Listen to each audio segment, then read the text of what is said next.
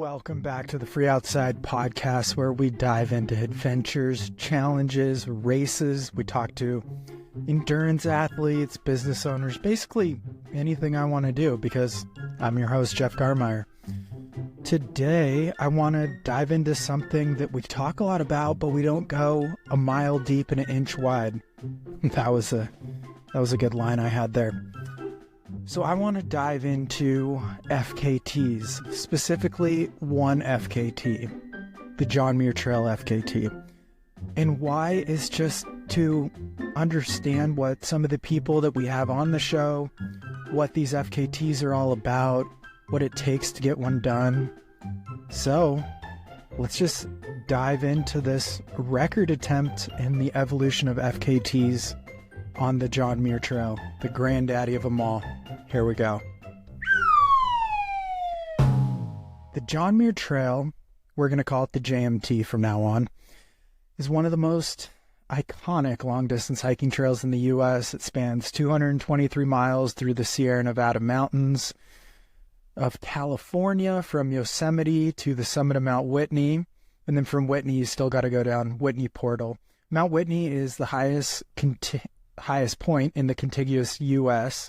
at 14,505 feet, named after the naturalist John Muir.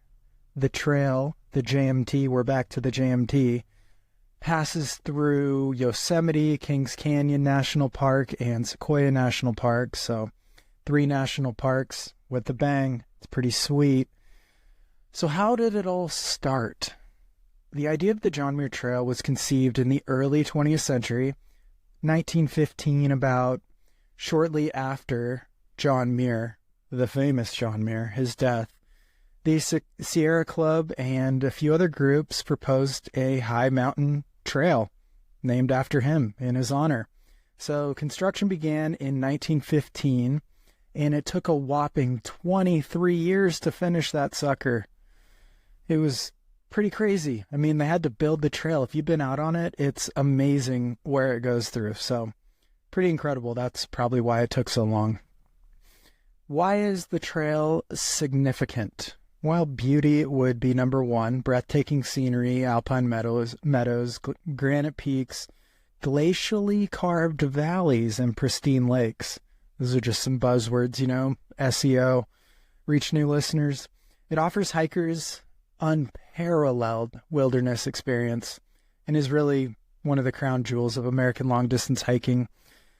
But it is at elevation, very high up, and it's remote. There's only like one small section on the actual trail, other than on top of Mount Whitney, where you have cell service, and I'm going to keep that a secret.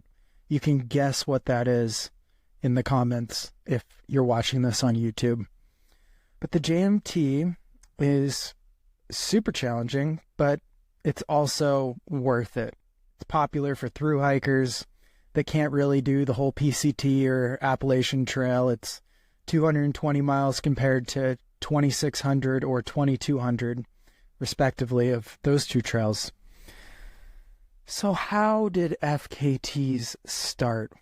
Well, there's a pretty big history of them on the John Muir Trail. Since it is the crown jewel, it's that perfect distance to push yourself in, kind of right in that 3 to 5 day range as it's dropped. But the first ever recorded JMT FKT, I believe we're going to call it Ron Hannell and Joe Bullington in 1980, and they completed the trail in just under 5 days. It set the stage. Every FKT needs that benchmark time and moment to go for, and somebody establishing it. So that is a pretty big thing. And then fast forward, there were FKTs throughout history on this trail, just as it rose to prominence and, became one of those things that people would hike the Pacific Crest Trail and then they'd go out to the John Muir Trail and attack it. One of the famous ones and the fastest time overall is Francois Dehaene. He's a Solomon athlete, and he did it supported, and I believe a number of people went out from Solomon and set up aid stations. But as we go back in time, we have some notable attempts in 2007, Sue Johnston got the female-supported FKT in 3 days, 20 hours. Then 10 years later, Darcy Pecue set the FKT in 2017 in 3 days, 7 hours. On the unsupported time, Amber Monforte has it in 4 days, 5 hours. That's carrying everything you need from start to finish. Ashley Winchester did it in 2022 in 6 days, 4 hours. But here, let's dive into what I was going after. So in, 2014, Andrew Benz, who actually started the company, what is the name of that company? I can't believe I can't think of this name. Brain fart. Palante Packs. Andrew Benz hiked the PCT and then went on to set the John Muir Trail record just after that in 2014 in 3 days, 10 hours.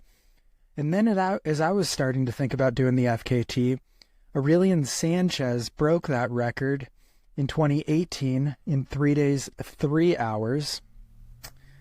Then I was thinking about it again, and Joey Camps went after it, didn't make it, but Joe Stringbean McConaughey got it in 2022 in 3 days, 1 hour, and a few seconds. And this had me worried, but also motivated me. So I went after it just 3 weeks later, basically, and that is where we will start our story. So now that you have a background and an evolution of the FKTs on the trail, let's dive into my journey, what it was all about. On August 29th, I went for the record. Did I get it? Well, stick around and find out. The plan was to make it under 3 days. I think this was Joe McConaughey's plan, who did it 3 weeks before and set an FKT. He'd had 3 days, 1 hour. I was going for under 3 days just because of how cool that sounded. Throughout that summer, though, I got a permit to do the JMT twice, actually. But I canceled my permit both times. It was too scary. I wasn't in the headspace. I knew I had to be 100% there and able to go after something like this, like so driven, so motivated, knowing that I could do it. And then, strangely, when Joe set the record in early August, this like flipped the switch. It was like the final push, the final motivation of like, I can do this. I know I can get my goal. So within like 3 days, I packed up my stuff that I needed, plus a little extra in case I made changes along the way. This layout is just so pretty. I also am so spacey that I forgot to put my shoes in, which is kind of funny to me. But, wow. Now I should just like mess it up. Okay. Goodbye, gear photo. Drove out to Yosemite, stopped at a Winco, bought all the highest calories per ounce foods, and then got to Yosemite, picked up my permit, drove into the valley, fixed my pack up so it was ready to go for the morning, and camped out in the backpackers camp.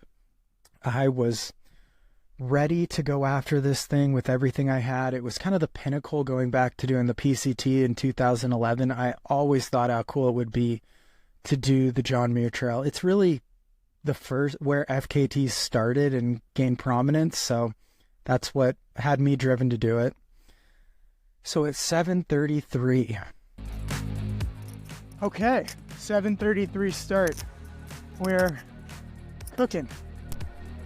Probably running this first 100 yards way too fast, but you know, you gotta leave it all on the table or something like that. That's when I started. 7:33 in the morning, woke up with the sun, went through my pack one more time. I traded out my sleeping bag and tent for just an emergency blanket. Called it good. The clock was not going to stop until I made it to Whitney Portal. The FKT actually ends at Whitney Portal versus the top of Whitney where the official trail ends. So you have to self-extract yourself, so to say. Okay, just walking up to the trailhead. Got a pretty good night's sleep. I never sleep more than 7 hours, so got about 7 hours, 15 minutes. Yeah, we're going to start this JMT FKT off. My pack is very small. Hopefully, I don't need anything that I didn't bring. consistency was going to be my strategy. I was going to basically shoot for the same amount of miles in every 24-hour period. I've talked about the 24-hour periods before, but basically wherever I needed to sleep or rest or take a break or eat or do whatever, it would just be within a 24-hour period so that there was no pressure to have a set schedule each day and really go by feel and maximize how productive I could move the entire time. It was consistency. So it was really aiming for about 3 miles an hour every single day, every waking hour, and then breaks and sleep would need to be made up for by moving closer to 3.5 miles an hour through the most of it. So at 10 hours, I made it to mile 36 on Donahue Pass. Everything was feeling pretty good. Above most of the peaks, almost to Donahue Pass. Whew, this is going to be really hard. I was pretty impressed that averaged 3.6 miles an hour that far, but then I peed and the color was wrong. I'm colorblind, but it was either brown or red, and that is not good. Well, my pee is brown, I think, but I'm colorblind, so red versus brown is pretty tough to see. Oh well, I think I'm fine. I thought I might have rhabdo. Not a good feeling when you have 180 miles left. So I took off my backpack and laid on my back and tried not to move at all. For 10 minutes, I set a timer.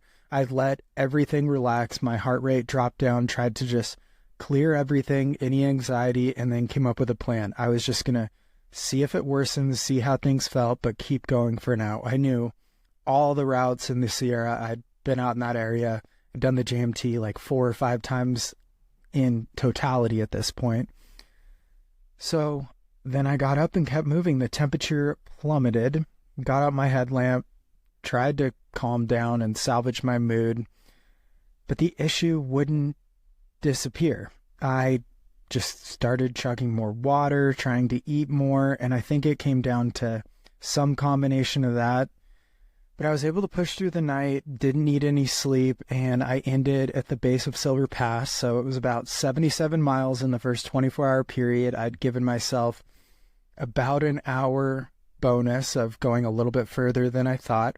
All right, just hit the 24-hour mark, and I am 77.2 miles in, and have gained about 17,000 feet. So that's a lot, both of those. I think I've slept, let's just say 15 minutes. It's probably like 12 or 13, but 15 is a little easier to remember. All right, it's gonna get weird from here. My bladder issues did not fix themselves. My pee was still a strange color, but they weren't worse. So I kept going, pretty consistent. I could move well. I was just a little nervous about where my body was, and I was not eating enough food. I would finish with about a third of my food left, which not good. Luckily, it was only a 3-day thing. And then on the second night, I believe, as I'm climbing Muir Pass, I just started to break down. I was moving so slowly. I think the elevation was getting to me around 11,500. I was just so tired. I feel awful. I'm like gonna throw up. My stomach's a mess. My head hurts. Oh, I don't know how this is gonna work out. So I set a 5-minute timer, closed my eyes out immediately, and then I was back up. But the rest didn't really help. Usually 5-minute dirt naps are king, and I'm feeling great afterwards. Not so much now. I knew I needed to have a strategy and a way to focus my mind. So I just jumped into this mode of, there's 5 high passes on the John Muir Trail. There's Muir Pass, there's Mather, Pinchot, Glen, and Forester. And I just thought 5 passes. Okay, I am 111, 112 miles in 34, 33 and a half hours, something like that. I'm getting tired. My legs still feel pretty good. I'm not eating all my food, which is stupid because I have to carry it all the way either way. But, oh well. I packed 15,210 calories. That might have been too much. So I called Whitney a pass and So once I summited the Muir Pass, I just put 5 fingers out, 5 passes to go. Whitney would be the last one, and then it was all downhill. So I got to the Stone Hut, and then I was down to 4 high passes and then Whitney. And this was what kept me going. In contrast to night 1, night 2 was a battle. I struggled to stay efficient. I tried to run downhill, but exhaustion just clobbered me. It turned into just a fast hike. And finally, that golden moment when the sun rose around Palisade Lakes, that's when I knew that I had a chance. I'd made it through the night. I just had to make it through one more night. The third night is always so hard, but this is when I knew I could make it. It was a long downhill. I took a quick reset so I could just move even faster on the downhill. I just took my 5-minute evening siesta. A little soreness is setting in as I was getting up. I don't know why. Took a little nap, laid down, got up after 5 minutes, feeling pretty good, started running. Then I noticed something was not in my hands. I'd left my trekking poles where I took a nap. So I set down my pack, sprinted back up, 5 minutes or so, grabbed my trekking poles, turned around, ran right back down, got everything, and just kept going. It was maybe 10 total minutes wasted, but those minutes would be crucial. I knew I was already cutting it close, and exhaustion was setting in so hard. So I was able to make it down into the valley, across the river, and then climb up the Pinchot Pass. And everything was feeling pretty good. Pushed down Pinchot, was able to get up towards Ray Lakes, and this is when I started seeing things. That safari guide that I talked about in a previous podcast that is always watching over me, he started darting around, started ending up on logs. He has like a tan or khaki suit on, a bowler hat thing, just a white mustache. So strange. I think it's from like Jumanji, which I was terrified of as a kid.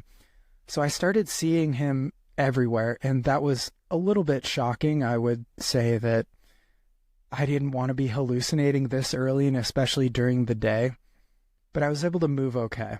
I through Ray Lakes, got over Glen Pass, moving down, feeling pretty good, got to Vedette Meadow. Things are clicking into place. I'm kind of right on pace, and I know that I usually have a good final push in me. But then as I climbed Forester, everything just hit. I started digging around for any food that would be emotionally uplifting. Headed up to Forester Pass. Whew, I'm tired. I was just immersed in how hard it was out there. I tried to run, but I rolled my ankle within minutes. My feet were just destroyed. My head screamed. My vision was dancing. Finally, after just sitting down every half mile to get up Forester, I made it. So I'm at the top. It's dark out, and I have to get to Whitney Portal by, I guess, 7:33 or 8:33 a.m. in order to break the record. I had 3 days, 1 hour. 3 days was slipping out of touch. So I screamed as loud as I could into the air, mustered some adrenaline, and started running. I ran really well down, crossed Tyndall Creek, kept going, wound around through its like a sandy granite ground. It's kind of gravelly.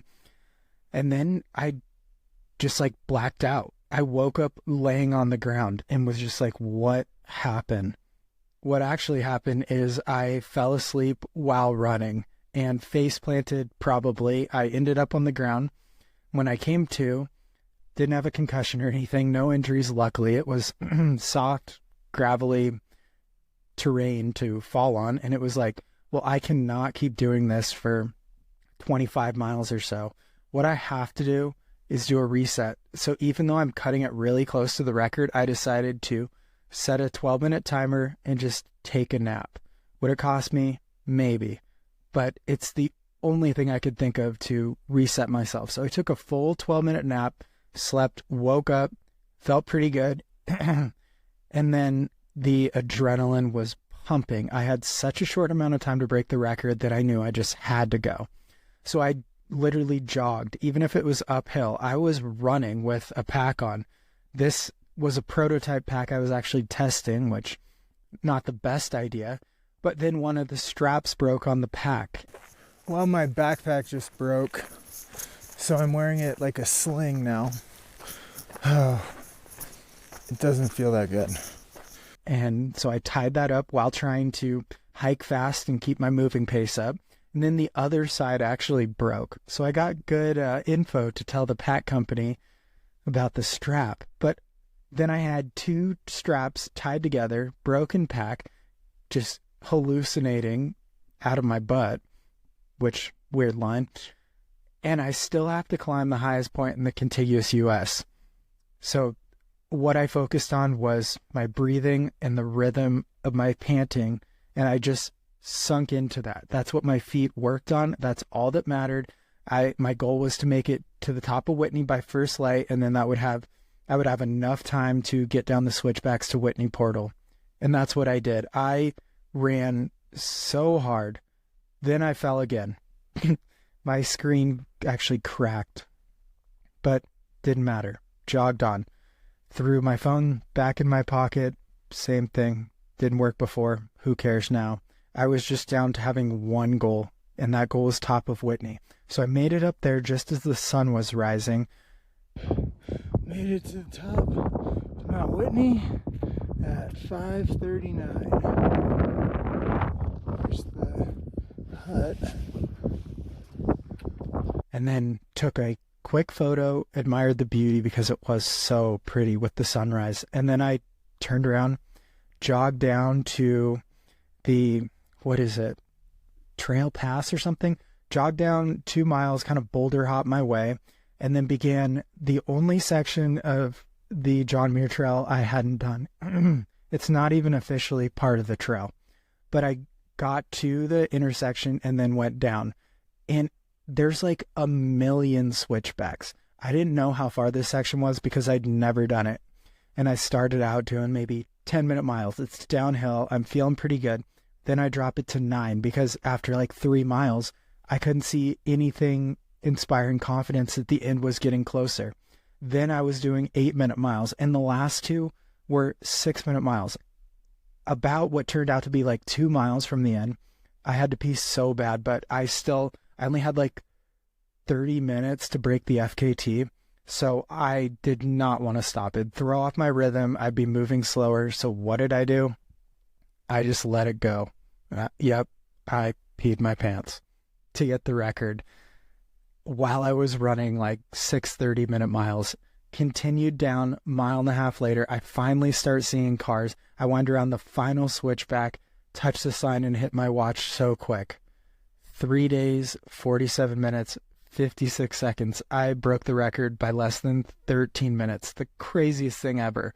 It was this thing for, I guess it would have been about 11 years that was a dream turned into a goal. And then in just that last week, it become a plan. And I was able to somehow successfully get that FKT. And it was morning time, so I hitched down into Bishop, got a room, wrote in an FKT report while super tired, slept in a hotel, and then had to hitchhike back to Yosemite Valley. It was really a pretty wild experience out there. It really showed me that having that mentality and that thought of what's required and what's required to get to that what's required of breaking 3 days, 1 hour really comes into play. You got to know yourself. You got to know when you're not moving well, when you're moving well, how to take advantage of those miles, how hard it's going to be. And then pacing, I think just by taking that 10 minutes or so at mile 40 when I was peeing brown, that really just helped me put everything in perspective, have a plan, something I could stick to in case something got worse or I had to self-extract and just become more aware of what I was doing. Because when I started out, it was all adrenaline, just flying up that hill, trying to give it everything I got. But that's not how I was going to get to the end of a 220-mile FKT. So that really just showed me that it's that micro goals, that 24-hour period, that knowing what's required, like 25 miles from the end, time's ticking. almost out of time, but I had to take a nap or I would have had no chance to get the record. That's basically how my JMT FKT worked. There's some articles out there. There's one in Outside if you want to read more about it and more of the intricacies of that and the gear that I took along the way. But that is our first dive into a real life FKT. So thank you for joining me on this journey through a fastest known time and what it takes out there. It was a pretty cool experience, testament to perseverance, pushing, and really unlocked a new pace and distance that I know I can tackle and go in the future and feel like I can go after. I think every stepping stone, whether it's FKTs, through hiking mileage, backpacking, or racing, it's like about unlocking new mileages. So your first 50 mile, I had some athletes I coached do a 50 mile a few days ago. And if that's your first one, it unlocks the next distance. Seeing that you did it, you managed to get through it, you were able to push that hard, even if it was a bad day, a good day, whatever, you've unlocked that in your mind that you can go a new distance. Same thing with the 100 milers, same thing with 250s. Moving this style for 3 days, it unlocked that I can do that. And that kind of flowed right into Cocodona 250 this year. So you want to listen to that podcast on how that went? Be right at home. Life update, I am back to running, so that is a great sign. And yeah, getting there. Not PCT. PT exercises, pretty busy. News story you guys should be following. All Right, I think with an extra L on Instagram. He's going for the Pacific Crest Trail record right now and throwing down massive days, like 60 plus mile days starting out. He's going south to north, so he's in the desert right now. Pretty cool story. We'll see how it turns out. The PCT is crazy because it's like 100 marathons and not a sprint. So that is it for today. Thanks again for joining. Shorter episode on the John Muir Trail record, but hopefully that gives some insights into what these FKTs take, and let me know if you want me to do more of them, because we have trails like the Colorado Trail, the Long Trail, the Arizona Trail, the Pinhoti Trail. We have more FKTs we can go through if you guys want. Just let me know. All right, everybody. Thanks again as usual. You guys are the best. And with that, I'll see you next time. Stay elite, my friends.